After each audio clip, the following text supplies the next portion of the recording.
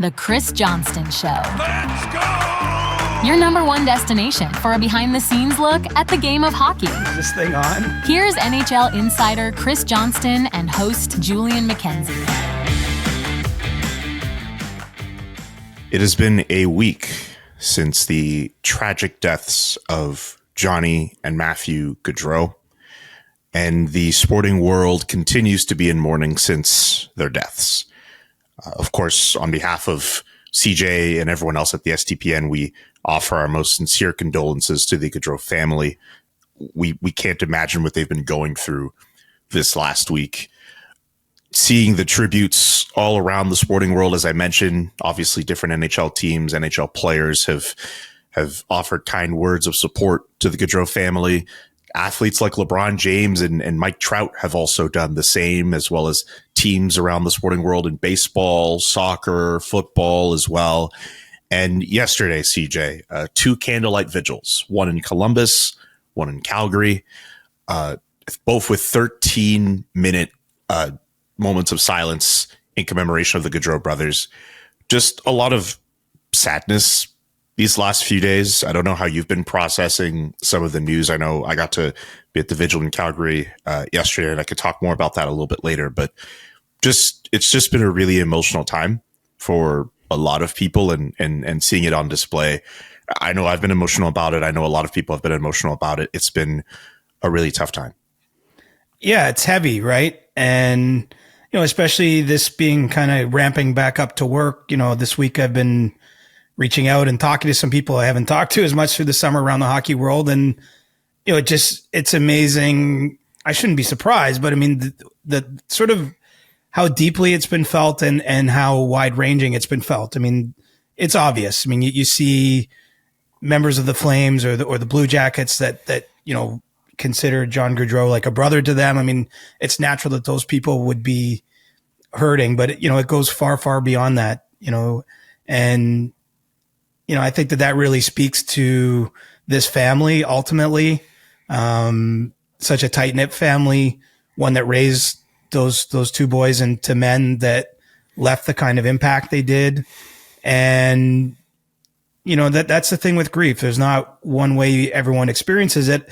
I found myself thinking of a lot of the happy moments, and then it kind of pulls you back into like, oh yeah, but that's gone, or that's ended. But, unfortunately most people don't get to choose, or get to know when their time is up on this earth. But I think, the best we could say, specifically about Jani Gaudreau, I didn't know Matthew at all, his brother. What a legacy he left in terms of, you can just see the amount of people he touched in a positive manner, the way he inspired people, the way he entertained and excited them. And then obviously the legacy of his family, which was so important to him. And so, I don't have a lot of good words or wisdom to impart or anything like that. But certainly, this tragedy has been felt, as you outlined pretty nicely there, just not beyond our kind of close-knit hockey world and across sports. And, even people, I posted a few things on my Instagram, some of the tributes and things like that. And people that I know that are in my network of friends that aren't even sports or hockey fans, are touched by it. And so, it's an unimaginable tragedy, and everyone, I think, is just working through it. Yeah, I forgot to mention among those tributes too, Cole Caulfield of the Montreal Canadiens will switch his jersey number from 22 to 13 this coming season in commemoration of Jani Gaudreau. And I think that's a really touching thing, and really interesting that those 2 players would have that connection. When I think of small players who want to make it work for themselves in the National Hockey League, I think of Jani Gaudreau as a blueprint, considering what he was like as a player, this evasive, skillful, dynamic, offensive talent. And so many hockey fans are going to remember that from his years in Calgary and the little bit he was able to show in Columbus as well. So to see that a player will switch their jersey number to honor that legacy, that is really special to see. For me, being in Calgary, the one thing I can never get over with this story is I've only covered the aftermath of him being in Calgary and the hurt that Flames fans have felt since he left. And one common theme I've heard over the last few days in talking to fans is how when Johnny Gaudreau did come back to Calgary in Columbus colors, they were angry. They were upset. And it's not uncommon for fans to do that when a player they've loved so much departs to another franchise. And in this case, for Johnny Gaudreau, there's so many fans here who they grew up with Johnny too. Either they were young kids growing into preteens and teenagers, just as Johnny Gaudreau was going through his 9 seasons. And there were also older fans too, who maybe after the 2004 run, there wasn't as much success. So they took a break with their fandom. And then they take a moment and they look at Johnny Gaudreau and they say, well, wow, this is a special player. Maybe it's time to get back into it. He was an entry point for so many people in this city. And to see the thousands of people at the vigil yesterday, it's just a reminder that even if there were people who were upset about how everything was handled with him leaving as a free agent, that came from a place of love and heartbreak, essentially. And even in a different uniform, that love for Johnny Gaudreau was always there, and it will continue to be there. In particular, in Calgary, they've had a memorial outside of the Scotiabank Saddledome with sticks, Skittles, cases of purple Gatorade, flowers, jerseys. I know they've moved part of it from the steps to a bit of a grassy hill right next to it, and they're going to have it around for the next 12 days. I think yesterday was the first of a 13-day stretch where they'll have it. But yeah, this city, they continue to love Johnny Gaudreau, and even if there were people who felt away, seeing those feelings change as a result of this unfortunate tragedy, that for me is going to stick with me forever. I can't believe the way things unfolded the way that they did, and again, I can't help but just feel really sad for the Gaudreau family, as I know you are too, Chris, and just I know that detail for me, that's going to stick with me. Yeah, I mean, it's well said. And I think it speaks to what made Johnny Gaudreau unique, right? He was an athlete that I think he let people in. You know, you could see his joy with the way he played the game. There was a certain magic to, you know, the things he would do on the ice. Obviously, a lot of that's focused on how small he was and that he was able to operate in what can be a very physical and violent sport against much bigger men, the way he danced in 3-on-3 overtime. But, you know, also he shared his family and his love of his family with the world. I mean, he's someone I think fans connected with, not just because he was a superstar who had, you know, all these point totals and you know, memorable moments for the Flames in particular. But, you know, I think people connected with him because you felt like you knew him, even if you didn't. And certainly seen just a flood of pictures. I mean, it appears that he certainly wasn't shy to stop and greet fans when they encountered him in his day-to-day life. And so, you know, as I say, I mean, what a legacy that the family has built. It's a shame it ends in this way, or that it changes in such a sharp direction. But, you know, as time goes on, I hope people can focus on the positive memories, you know, as you get used to the idea that he's gone a little bit more. And obviously they're going to have a memorial next week, a funeral for him and Matthew. You know, hopefully as time goes on, his memory isn't forgotten. And I love that about Cole Caulfield switching his number. I mean, I've seen a lot of fans have lots of opinions, and I don't know that there's a right way to honor him. You know, some have said just, you know, have 13 taken right out of circulation across the league. I kind of like the idea of Cole Caulfield playing on in his memory, wearing the number 13, maybe keeping it in people's minds a little bit more. You know, whatever the organizations choose or the league chooses to honor him, I'm certainly not going to be critical of it. But I don't think there is one right answer. But I'll tell you the fact that, you know, Caulfield talked about his admiration for Johnny Gaudreau, that they played together at the World Championship, and he sort of got to meet his hero in a more personal manner, and how much that meant to him. And then now will carry on his legacy. To me, that just seems like a fitting, you know, tribute, and I'm sure there'll be many, many more here as time goes along. I know in Calgary, they have not given the number 13 out to anyone since Johnny Gaudreau left. I'm very curious to know if they'll ever do that again. I'm very curious to know if the Flames will honor that number in some way. They've honored numbers like Al McInnis and Joe Nieuwendyke's numbers, falling just a bit short of full on retiring them. Maybe they just retire it. I'm not exactly sure. All I know from the team is that they will continue to honor him. I know that fans, particularly in my market, have been saying they should full on retire number 13. You're right. Well, it's going to be a discussion point for a while. I think you got to let it take some time, right? And I understand fans saying that. Look, this is much we know for sure. No one is wearing it in the short term, no matter what the organization decides. I mean, but I think sometimes you have to reflect on what's right. And look, I saw those people like almost the minute this happened, some of this discussion started up, and I get it because people just want to make sure that the gravity is recognized, right? That this isn't, I mean, it's just such an unimaginable thing to have happen. And so I think people, that's where that desire comes from. But I would say tap the brakes a little bit and let time pass a little, let everyone reflect. And I'm pretty confident that, whatever is decided, people will be comfortable with over time. That's well said too. Anything else you want to add before we move on to another topic on Jani? No, honestly, there's not a lot of words for this one. I know we've talked for a few minutes about it, but, man,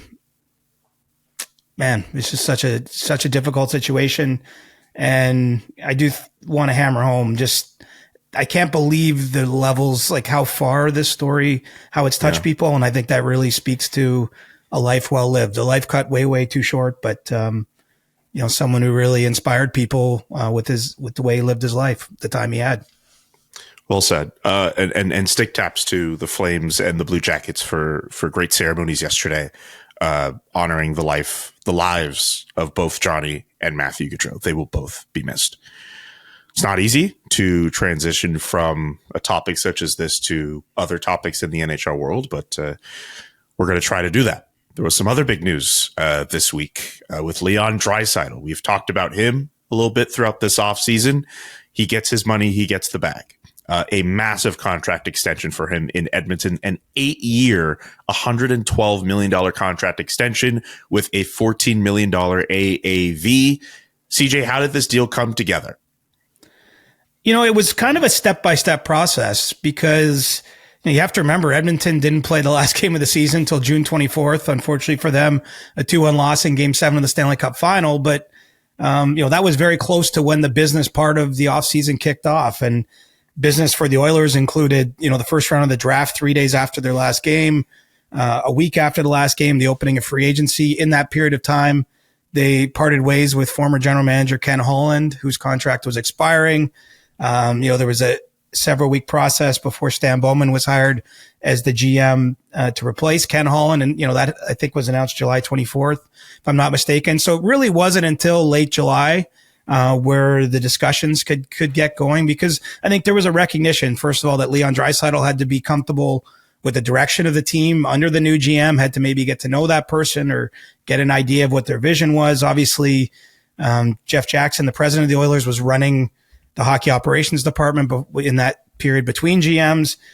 I don't think he wanted to necessarily agree to some contract that he hands over to his new GM if that GM isn't comfortable with it. And so, really this played out over August. And, it's, from what I've been able to gather, I think it was a very smooth negotiation.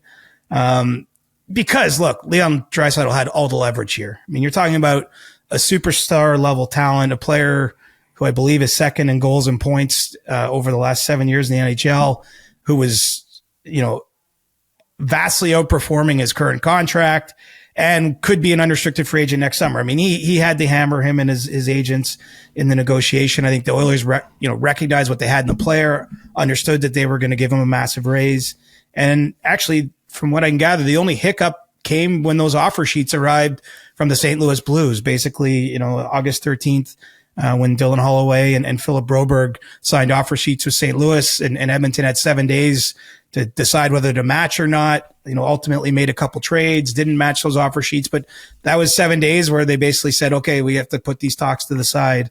And I think what's important to note here is that Draisaitl didn't want this to go into training camp. He basically had said, let's finish it or not before the season, and then we'll put it aside until after the season. And, they got it done in plenty of time where it didn't become a distraction. A lot of the play-by-play of it didn't leak out in the media, and they were able to take care of it. It kind of reminds me a little bit of the Austin Matthews situation in Toronto last summer, where they managed to get the extension done. In that case, it was a little before September. In Leon's case, they actually had I think the contract basically worked out, unfortunately, late last week. But when the Gaudreau tragedy occurred, everyone decided to maybe step back for a few days. But it's similar in that they took care of the business in the quiet part of the summer before anything got too crazy. And now they come to training camp and it's not a question. It's not hanging over everything. And obviously this year in Edmonton is so critical, where that team is trying to find a way, obviously first and foremost, make the playoffs and get back to the Cup final. But ultimately, they fell one goal short of a championship essentially last year.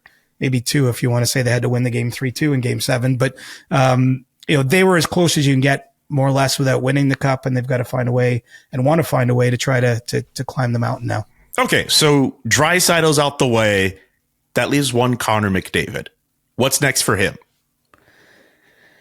Oh, man, that's a $150 million question, I think, give or take. We'll see what his next deal looks like. Pay the man. He has to get paid. I look at it, and I think that was on most people's minds. I'm sure Oilers fans' minds. There's no way this is a bad thing. It's no secret that Leon Draisaitl and Connor McDavid are extremely close. Their partners are very close. They spend time together in the off season personally. And obviously they formed the best 1-2 punch for my money in the entire league, the last number of years. And so this is, on one hand, it's encouraging. I think let's put it the other way. If Leon Draisaitl didn't sign an extension, if there was a question about his future, I feel like that might throw more doubt into what happens with Connor McDavid. But, nothing is guaranteed. And promise you, I'm not looking to make any headlines with my breakdown of this situation. I'm not looking to get radioed, but we're going to have to see what time brings. I mean, Connor McDavid isn't eligible to sign his contract till July 1st, 2025. That means he's going to get to see a whole nother season, live a whole nother season in Edmonton, see how things pan out, see how he feels about the organization, get a feel for, what Evan Bouchard's next contract is. Obviously Edmonton will do whatever it possibly takes to sign him when they have the chance to. And I have no reason to believe he's going to want to leave, but it's going to be a massive decision for him at that time. And I think, what's really notable is that the way Draisaitl, as close as he and McDavid are, approach this was he doesn't have a full assurance 1,000% that Connor McDavid's going to stay. I think he hopes and believes he's interested in staying, but he had to make a decision that was best for him and his family by signing this deal. I've seen some people opine that he could have got more money as a free agent. I'm not so sure of that, even as great as Draisaitl is. I mean, if you take this, Edmonton was the only team that could give Draisaitl an 8-year deal. If he went to free agency next July 1st and got a 7-year contract, he would have had to get a $16 million AAV to match the total money. And so again, as great as he is, I'm not sure that this money was available to him anywhere else. He got it all essentially in upfront signing bonuses other than $1 million per season. I mean, he got a absolute slam dunk home run deal. I think the Oilers were smart to give it to him. I'm of the personal belief you can't overpay superstar talent. It's the hardest thing to acquire. Certainly in this case, when you have it and you know what you have, when you've seen a guy put up 81 points in the last 3 playoffs alone, I think you do whatever you can to keep him and keep him happy. And that's what they did. And I'm sure that's what the Oilers will plan to do with McDavid. But, ultimately it's going to come down to a decision he and his family make next summer. So it's premature to handicap it. As I say, no reason to believe he's going to want to leave, but it's going to be perhaps, he'll be signing that contract close to his 30th birthday. Like it could be his last big deal, especially if he goes long-term as Leon Draisaitl did. And so we're all just going to have to wait it out. And, at this point, I'd say it's more than likely he's staying, but you can't say 100% just because, ultimately, we'll have to see what the next year brings. I think that was the other part of this. If you're Connor McDavid, even if you could say to him this summer, Leon, I know you're going through your own contract. Like, I really want to stay at Edmonton too, but he can't sign the contract today. Like, things could change, right? I always like to remind you, like, our life passes quick. Like the next, I can't believe we're on season 4 of our pod, Julian. I mean, the next 8 or 9 months will go by quickly in our minds, I'm sure, but a lot can transpire in pro sports in that amount of time. And so we're all just going to have to kind of wait this one out. But the fact that the Oilers got Draisaitl signed for as long as they possibly could, I think that's a good sign, because wherever Connor McDavid signs his next contract, again, most likely Edmonton, he's going to want to believe he's going to have multiple chances at the Stanley Cup, and having Draisaitl, as part of the Oilers fold certainly will give him some comfort knowing all the success those two have had. I feel like Edmonton would have to mess this up in comparable way for Connor McDavid to want to say, I'm out of here. At this point, with Leon deciding he's going to stay, yes, they have to deal with Evan Bouchard. I can't see him leaving at this point. If this situation extended into training camp, then I could see a scenario. But you're right. It can't be 100%. Things could happen. We have to see how this season plays out. But at this point, in my head, I'm thinking Connor McDavid is staying. Yeah, and me too. And that's why I say I'm really not trying to sound negative no. I'm trying to be real here, right? That's why you're listening. I mean, there was a point in time where Wayne Gretzky and Mark Messier had played together for a long, long time. 1-2 punch. Obviously, they won 4 Stanley Cups as teammates in Edmonton. Had all kinds of success, and at a certain point, Wayne Gretzky had to make a decision that was best for he and his family, and he forced his trade to LA. And Messier stayed in Edmonton. He won another cup with that team in 1990 before he moved on. I mean, things happen is all I'm saying, and there's no guarantees with these sort of matters, but it is still a little premature for anyone to be too worried about it. I mean, if you're the Oilers, you now have McDavid for sure for 2 more seasons under contract, and you've got Draisaitl for 9 seasons, and you've got a pretty strong team built around them. And there's certainly going to be some salary cap situations to navigate, especially if they extend McDavid and he makes $15 million, $16 million on his next deal. Couple that with probably $10 million, give or take, for Bouchard. They're going to have to navigate the cap in a way, because they'll all of a sudden become very top heavy. But, it can be done. And I think pretty clearly from the organization sent a pretty strong message with this Draisaitl contract, right? I mean, they're like that. That is it's a very well-earned deal from Leon Draisaitl's side of things, but that's a very one-sided contract. That's a player who got everything he could want. Maximum term, maximum signing bonuses, essentially. He's becoming the highest paid player in the league starting next season when the deal starts. Full no movement clause. I mean, that is as gold-plated a contract, more or less, as you could ever get. And so, that's Edmonton saying, look, we want you two to run this team as long as you absolutely can. And, it's going to be, it'll be an interesting summer next year. I'll put it that way when Connor's able to sign that deal. But, I will note too, he put an Instagram post out pretty excited about Draisaitl extending. So, I do think that you're right. This looks really good for Edmonton today. And, let's see where we're at in 8 or 9 months' time. Last question about Draisaitl. What's going to be more exciting to follow next summer? Connor McDavid signing an extension, or the 2025 free agent class? Oh, maybe that free agent class, we'll see. I mean, we've just lost Leon Draisaitl, would have been the if we're just talking about excitement and hype, becoming a free agent.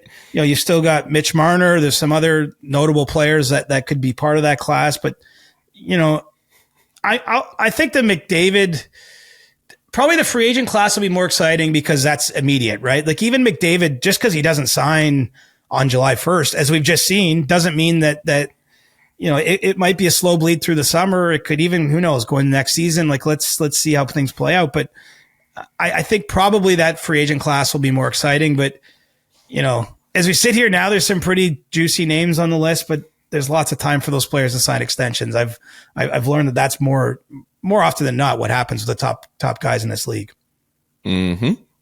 Okay, that's going to do it for our conversation on Leon Draisaitl and the Oilers. It's time for RFA Watch.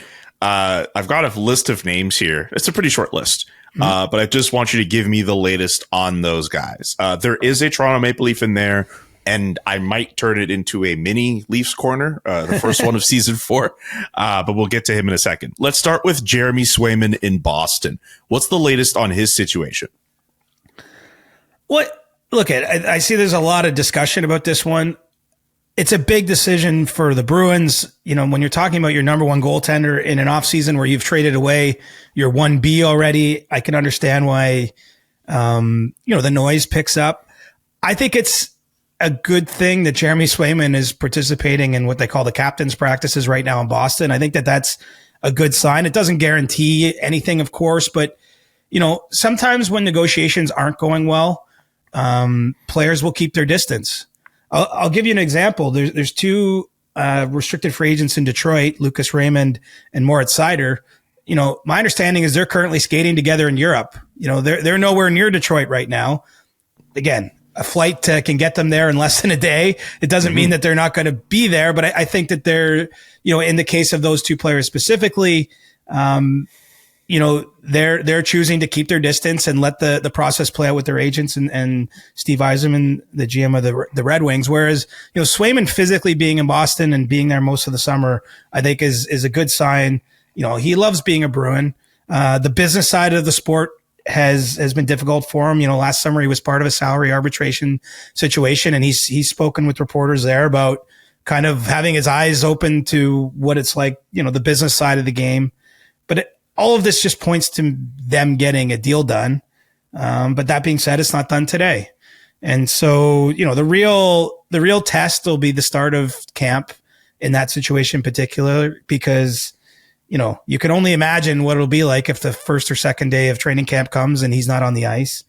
But I just think that as much as there's a lot of talk about, he certainly wants a big contract. I think he'd really like to see what Igor Shesterkin's next contract looks like. He's 1 year out from needing a new deal in New York, but, goaltenders have had a hard time outside of, the Vasilevskys. UC Saros got a pretty big deal in Nashville this summer, but goalies kind of have a hard time getting above $5 to $6 million, unless you're really in a next level situation. But I think Swayman is certainly going to push for more than that. And, he's got an agent in Louis Gross who, represents a number of players that have negotiated, what I would say, he's been a tough negotiator. He's done a great job for his clients. But he was the agent that represent William Nylander when he, sat out till December 1st a number of years ago in his RFA discussions with the Leafs. He's had a number of other players that have been at least willing to miss a bit of time of camp or the like when they're negotiating a deal. And so it's not an easy negotiation necessarily, but I just feel like you have two parties that want the same thing. And, it's up to the Bruins to find a way to get it done, because clearly coming off the year they had last year, really, look, this organization has been top tier for a long time, but they need a goaltender, and they're going to have to pay Jeremy Swayman to get him signed to his next deal and get him in camp and get him ready for the season.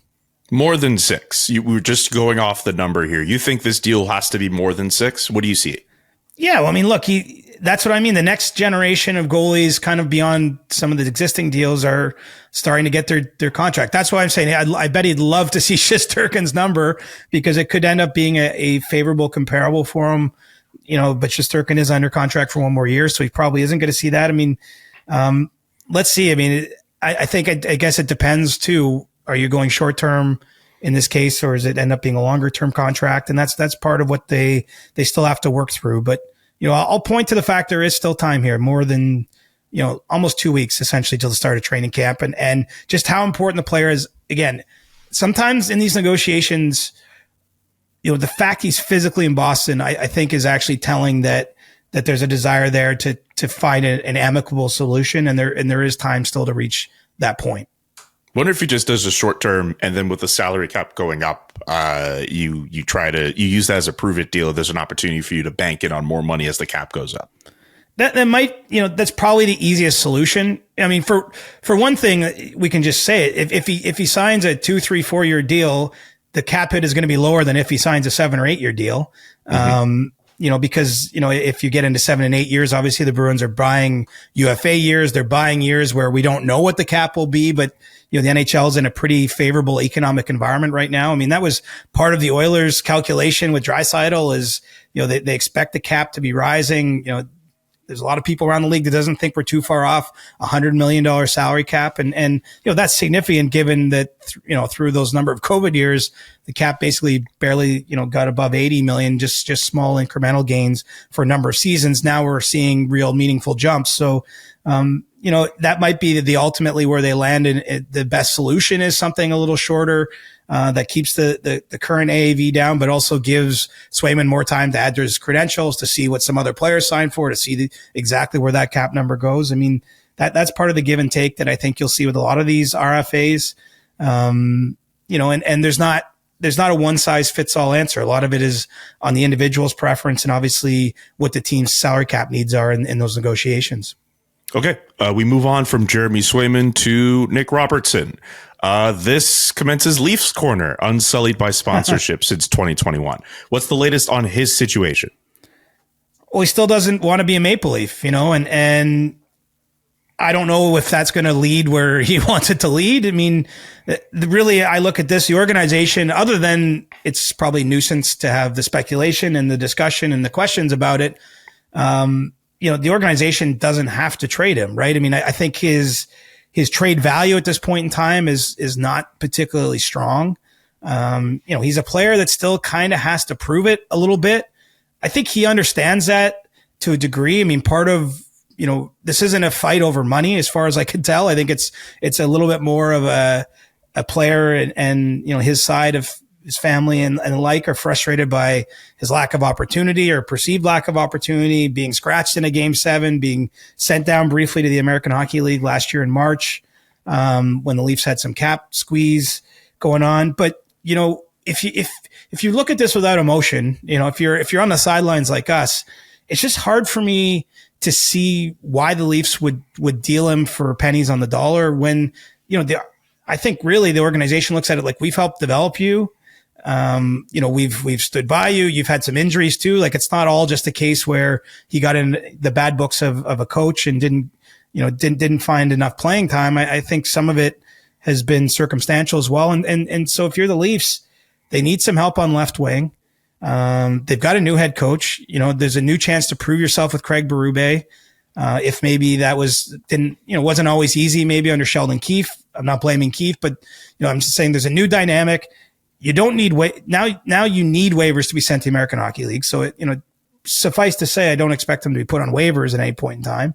And the Leafs lost Tyler Bertuzzi in free agency to Chicago. And I think have an opening in the top 6. It's not to say it would be Nick Robertson's, but certainly he would come to training camp in a world where he comes to training camp competing for a job there. The opportunity that he's been thirsting for appears to be at hand. How this gets resolved will be interesting, but I just don't see it as much as he has communicated a desire for a fresh start. I don't know the organization's going to give him one. Now that's not meant to be a prediction. We'll see how this plays out. If maybe there's a peace offering, but so far what I can tell you is his desire to move on hasn't changed, and the team's, any pressure you might feel like I just don't really see it there because he doesn't have a lot of rights, and so this is a true standoff, and the little bit I've got to know Nick Robertson over the years, he's a very confident young man, very, very driven. I mean, such a hardworking guy, really. And when we talk about smaller players, he's another player that's kind of, found his way to the NHL and has had to be the smallest guy in a lot of the leagues that he played in growing up and has got there through his hard work. But, he seems a very headstrong guy. And so I don't know how that resolves itself, but ultimately for him, it can't be a good thing to miss too much time, where he could be training, where he could be playing for the team. And obviously there's even a financial element. If you sit out into the season, those are days a player gets paid essentially by the days they're on an NHL roster. So every day you miss time. If it goes that far, you're missing out on a paycheck. And so, this will come to a head at some point, but it might be a longer situation. We'll just have to see if anyone's stance changes, because right now it appears that they're reasonably dug in. While we're on the subject of the Leafs, it's September 5th, and I still see no announcement of a Jani Hakanpaa signing. I don't think this is going to happen, right?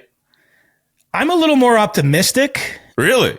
But I will say look, this is the 6'7" mystery man or 6'6", whatever. How can you be a mystery man if you're 6'7"? Okay, we get why, but you get what I mean. He's hiding in plain sight. But, very unusual situation. I've reached out to the people that would be directly involved in this and don't have any 100% confirmation. But, it feels as though, based on what I've been able to piece together, we're likely to see him at training camp in Toronto. But that hasn't been confirmed. Obviously the Leafs have a few different situations. I mean, they've got the possibility of players coming in on tryout.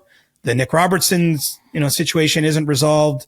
And obviously Jani Hakanpaa doesn't formally have his contract, at least as of the time we're recording this on September 5th, just checking my phone.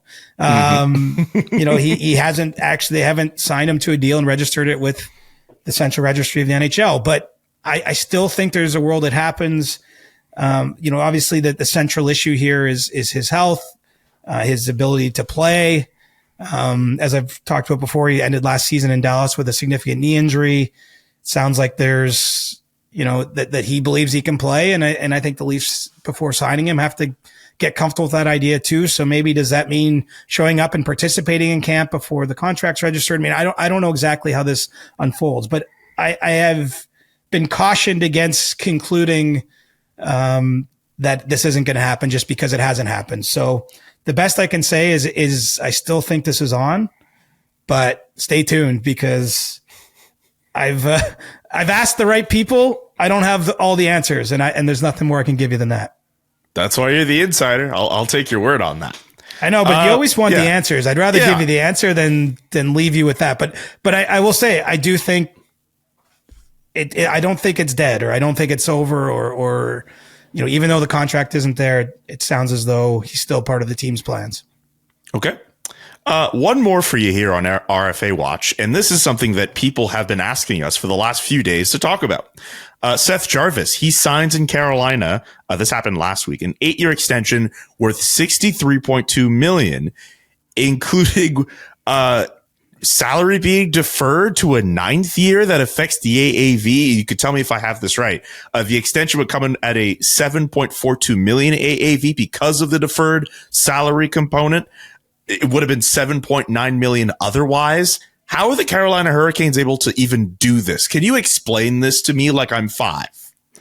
Well, I love this contract. I love any new wrinkle that comes along. I love nerding out in an NHL CBA. So this is your time to shine. Nerd out for all of us. I know. And it's like, I realize that half the people's eyes are glazing over or ears are glazing over as we go through this. But, I think the best way to think of this is the present day value of money is what's central here. And I'll give you an example. Leon Draisaitl signs his extension. He's getting $15 million up front in a signing bonus, even though it's actually more than $15 million, and his cap hit is $14 million. Mm-hmm. The value to him in that is that he gets that money right away and he can invest that. And if you invest $15 million, even if you are doing it in a very sort of non-risky way, I mean, you can make another $1 million in interest in a year. And so that's a way for him to get more money in the short term than what his AAV is. What this is basically just the opposite of that. It's the team. And in this case, there's an owner that has to pay that money. It's a chance for that owner to not have to put his money out initially. And, obviously they're going to owe Seth Jarvis, I think, $15.6 million in the deferred payments after the contract expires. And the reason that's valuable to Tom Dundon is that's $15 million he gets to keep over the life of this deal and invest as he will or save or what have you. And then he doesn't pay it until 8 years from now when it's going to be worth less. We all know intuitively, whether you went to math class or you think about this, I mean, anyone who's bought bread or eggs or meat or had to just live their life, it's getting more expensive, right? I mean, we've gone through an inflationary period here. And so what that is, if you think about it in the simplest terms, your money is worth less today than it would have been if you had $100 2 years ago. It went farther than it goes today. And the same can be said for this $15 million that Seth Jarvis has deferred. If he were to get all of that up front, it would be worth more now than it's going to be worth in 8 years' time. I think it's fair to intuit because we are in inflationary times. And so there's a calculation that's included in the CBA to kind of address that, to kind of put a specific devaluation of that over time on. And the best way to understand this is that they use that calculation. He's technically deferring salary in his first year, his second year, and his seventh year of the deal.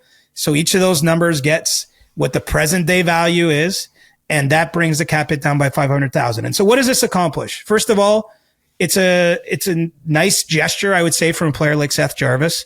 He's helping his owner out financially. He's helping the team out in a sense because his cap hit is lower than it would be by almost $500,000 per season. Because he's willing to take this money later. For him, there's some comfort in that too. I mean, look, I don't know how things can change with taxes. Like there's always risk in the future because you don't know exactly what's going to go on, but he can plan knowing he's going to have that money even beyond his current deal. And I think this is something you're going to see, especially some smaller market teams try to use more. I don't know how many players will sign up for it. It's funny. I got flooded with messages, including from people like in the industry that I didn't even reach out to, that were like, they saw me tweeting about this when this contract came out and preemptively sending messages like, just so you know, like we have tried this with players. Most players don't want it. Most players, of course, want as much money up front as possible just because that's money they can put to work for themselves right away in terms of investments and what they want to do. But in this case, the Hurricanes managed to convince Seth Jarvis to structure his deal this way. And they have a cap benefit. They have a financial benefit. And, this is the most, I guess, full example we've seen of this. Shane Doan actually signed a contract in Arizona in 2016, a 1-year deal where they deferred the payments all the way through to 2022. The signing bonus payments. And so they achieved a lower cap hit, although in that case, that was more about the owner, obviously a cash flow issue. It wasn't about, trying to keep the cap hit lower. And in Shane's case, he was willing to work with the owner. He played in Arizona's, his whole career after they relocated from Winnipeg, and he was guaranteed these payouts into retirement. But this is the most amount of money that's been deferred. And I think we will see more of it. I just don't know how many players are ultimately going to sign up for it. So it's funny. There's some misconceptions. Like there's nothing illegal here. They haven't reinvented the wheel. This is the best example where a team has used it to really significantly lower the cap hit. And they've convinced a player to take a chunk of his salary. Almost 25% of the salary is not going to be paid until after the contract's done.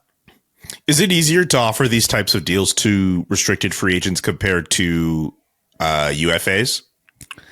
I think in certain circumstances, I would say yes, because maybe you could argue and that Seth Jarvis ends up getting more total money in this deal than maybe he was going to get as a restricted free agent because he was willing to defer. I think that's part of the negotiation that happened. But I could see a world where, Shane Doan would have been an unrestricted free agent, for example, when he signed his deal. Someone who wants to maybe give their team a little bit more of a hometown discount without giving the full discount in money might be inclined to do what Shane Doan did. As I said, his payments, I believe, went through 2022, quite a few years after he was done playing. There would be some appeal I could see for a veteran player to get paid for many years into retirement just because it's a cash flow coming in. You know what I mean? You're not necessarily drawing off your savings. You can live a little bit off that money. And that's, essentially, Shohei Ohtani has done the absolute extreme of this. Yes. I don't know that we're going to ever see something that extreme in hockey. Just because Shohei's made so much money, he can also make a significant amount of money in endorsements and things that he does both in Japan and the US. But, he's deferring $68 million per year for 10 years, which will essentially be during his retirement. I imagine he's doing that in part because after his career, he's probably going to live in a more tax-friendly environment than the state of California, where he currently plays for the LA Dodgers. And so he's probably planning on being able to make some tax benefits there, to realize some tax benefits there. But I think it's not just RFAs that will look to this. I think if you're signing a player and they're approaching the end of their NHL career, it could be a way to say like, hey, we'll pay you 5 years into retirement, and you'll help us in the short term by lowering your cap hit. And I could see that negotiation working out. Look, it's essentially what Vegas tried to do with Jonathan Marchessault. I don't know the exact numbers, but I do know that the offer they made him before he went to free agency included deferred payments way into the future. Like it wasn't just, 1 year after the deal. And, part of that would be to sort of make the case that, hey, this lowers your cap hit now, it works for the team, and it guarantees you get paid long into retirement. It really comes down to an individual decision by the player, but I could see some players where that makes sense. And certainly this has received enough attention. You can imagine teams are going to explore this a little bit more. I do know it was a discussion that was happening, and not just in Carolina this summer. They also got Jacob Slavin when he did his extension to take some of that money deferred. So, I don't know that it's going to be like the hottest trend where every player is doing it. In fact, my gut tells me that probably isn't the case, but I think we're going to see more and more of it. And I'm here for it, man. As I said, it's a little bit nerdy.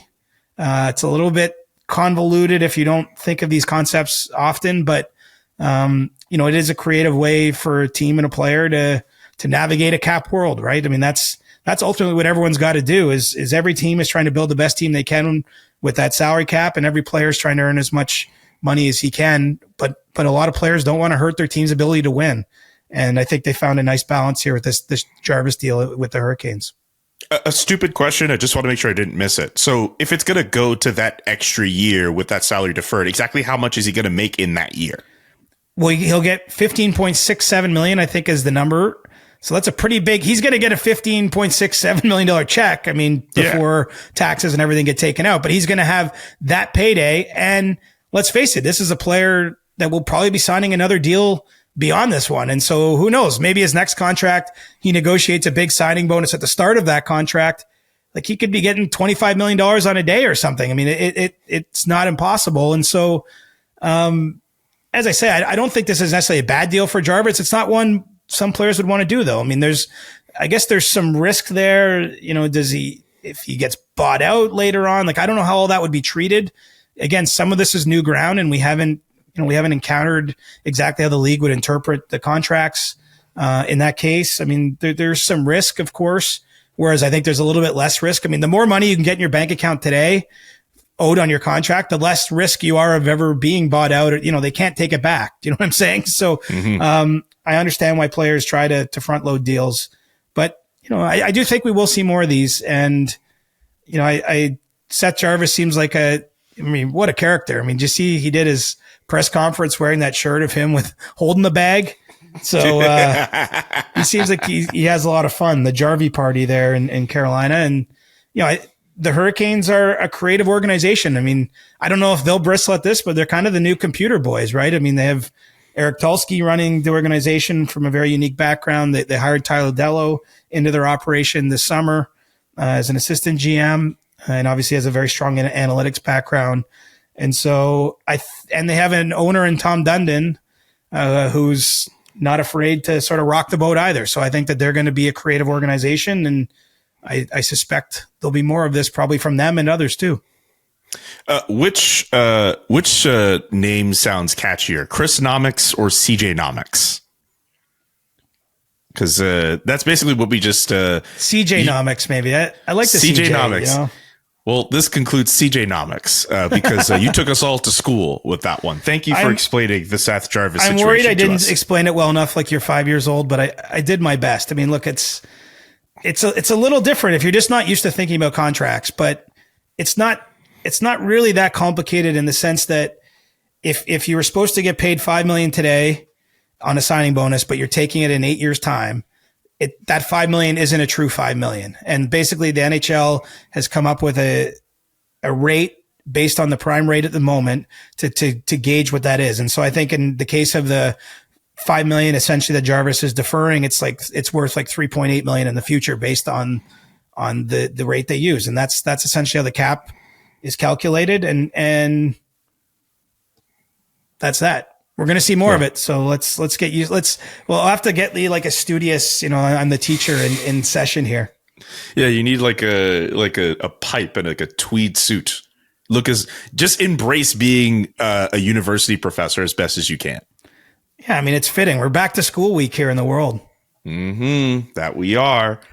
Is there anything else that we did not cover today that you'd like to touch on before we get out of here? No, I think that's a pretty good start. We're back, man. I know we dropped in a couple times over the summer in the off season, but let's do this thing. It's good to be back, man. It's good to be back.